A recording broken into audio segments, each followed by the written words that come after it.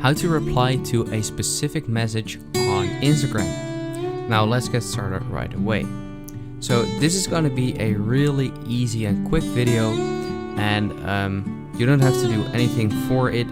All you have to have is the newest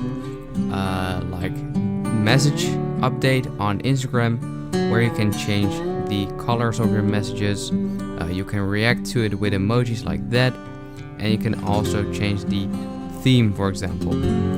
Now, to reply to a message, all you have to do is either swipe a message to the right, like this, and you can just type something, and you can see that I have replied to that message.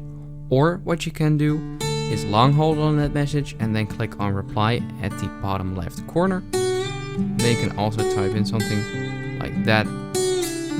So yeah, you can also reply to your own messages, and instead of swiping to the right, you have to swipe to the left, and then you can also reply to one of your own messages. So yeah, that's basically it. If this quick video helped you out, please leave a like and let me know in the comments if it worked. I'll see you next time. Have a good day.